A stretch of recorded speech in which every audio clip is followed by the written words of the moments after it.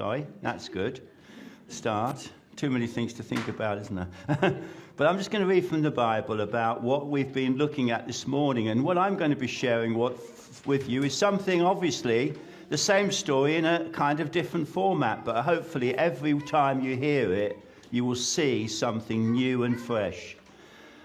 So, reading God's word, my purpose is to give them a rich and satisfying life. I am the good shepherd. The good shepherd sacrifices his life for the sheep. A hired hand will run when he sees a wolf coming. He will abandon the sheep because they don't belong to him, and he isn't their shepherd. And so the wolf attacks them and scatters the flock. The hired hand runs away because he's working only for the money and doesn't really care about the sheep. I am the good shepherd.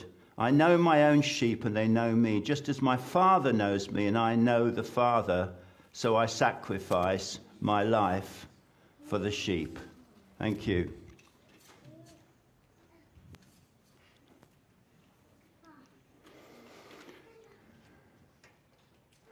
So, you might not be able to see that, but God called himself I am.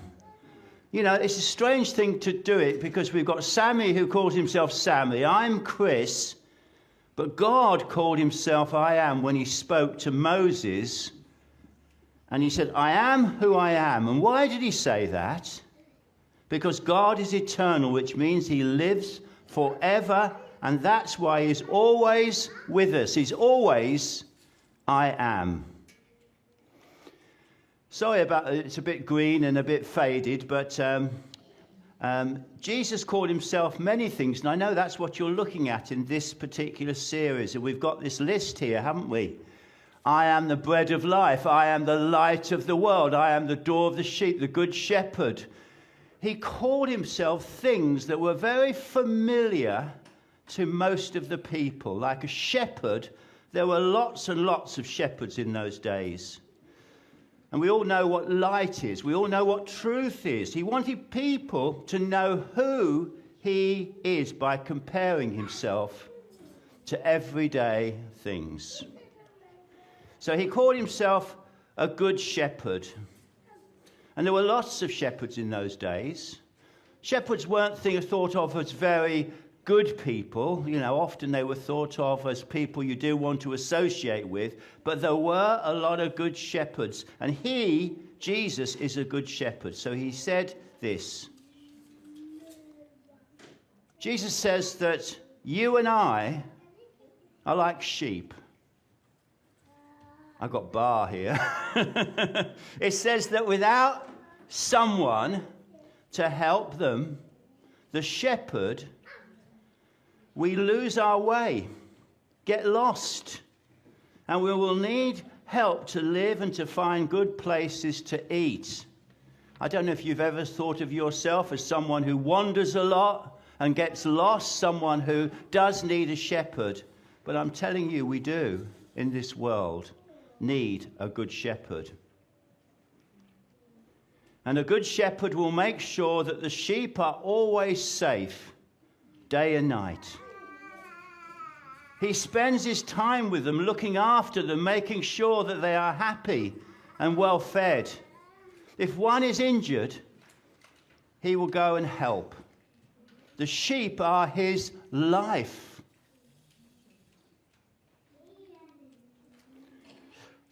He will make sure that they have places where they can eat so that they will not die. Good food. The better the food, the healthier the sheep, the happier the shepherd. But there are two kinds, aren't there, of shepherd that we read about in our story. And you know, you find out who is a good shepherd when there are wolves around, looking to see if they can capture one of the sheep. They are very vicious and always looking for sneaky ways of trying to get into the herd of sheep. They are fast and cunning. Wolves tell us that in life there are in fact many dangers. The wolves represent the dangers, the challenges, the work the work that tries to keep us away from God. But you know, the good shepherd will always protect the sheep. But if he is not a good shepherd, as we see, he will run away. As danger comes, he will run away and leave the sheep to be captured by the wolf because he is afraid what the wolves may do to him. He's got no commitment. He might be there when it's all calm and everything's happy and there's no wolves, but as soon as the problems come, he runs away.